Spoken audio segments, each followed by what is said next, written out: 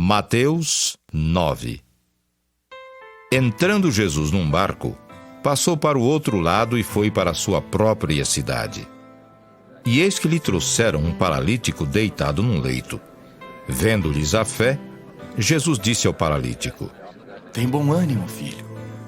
Estão perdoados os teus pecados. Mas alguns escribas diziam consigo: Este blasfema! Jesus, porém, conhecendo-lhes os pensamentos, disse: Por que cogitais o mal no vosso coração? Pois qual é mais fácil? Dizer, estão perdoados os teus pecados, ou dizer, levanta-te e anda? Ora, para que saibais que o Filho do Homem tem sobre a terra autoridade para perdoar pecados.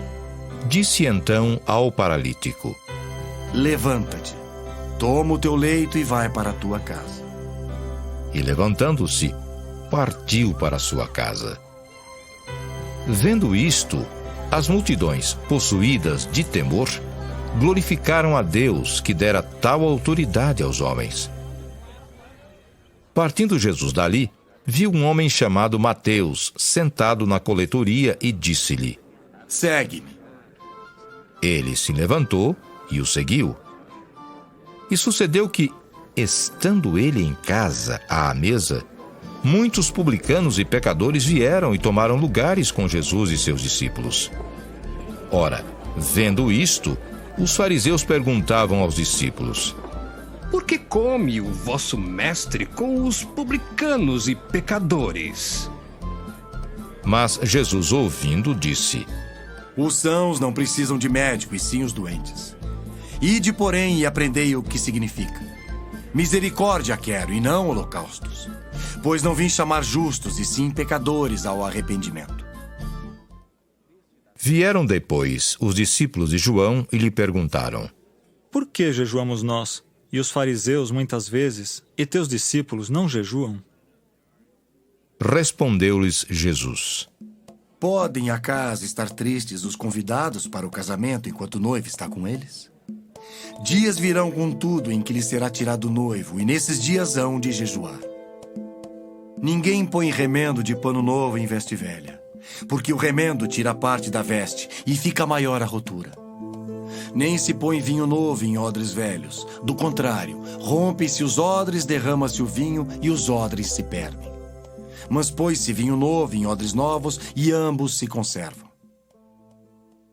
Enquanto estas coisas lhes dizia, eis que um chefe, aproximando-se, o adorou e disse: Minha filha faleceu agora mesmo. Mas vem, impõe a mão sobre ela e viverá. E Jesus, levantando-se, o seguia, e também os seus discípulos. E eis que uma mulher, que durante 12 anos vinha padecendo de uma hemorragia, veio por trás dele e lhe tocou na orla da veste, porque dizia consigo mesma: Se eu apenas lhe tocar a veste, ficarei curada. E Jesus, voltando-se e vendo-a, disse: Tem bom ânimo, filha. A tua fé te salvou. E desde aquele instante, a mulher ficou sã. Tendo Jesus chegado à casa do chefe, e vendo os tocadores de flauta e o povo em alvoroço, disse: Retirai-vos, porque não está morta a menina, mas dorme. E riam-se dele. Mas, afastado o povo, entrou Jesus, tomou a menina pela mão, e ela se levantou. E a fama deste acontecimento correu por toda aquela terra.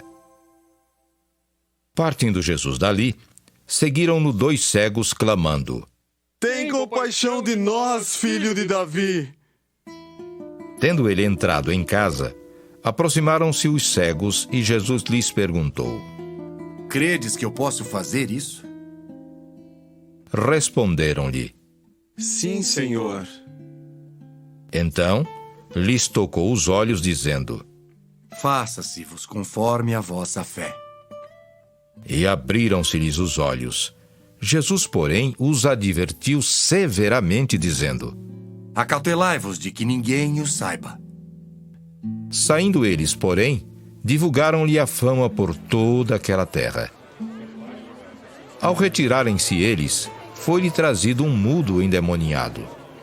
E expelido o demônio, falou o mudo, e as multidões se admiravam, dizendo: Jamais se viu tal coisa em Israel. Mas os fariseus murmuravam: Pelo maioral dos demônios é que expele os demônios.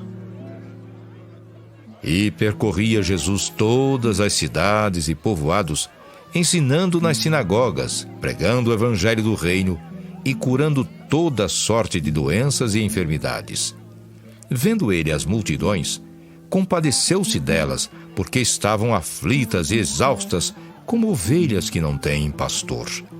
E então se dirigiu a seus discípulos: A seara, na verdade, é grande, mas os trabalhadores são poucos.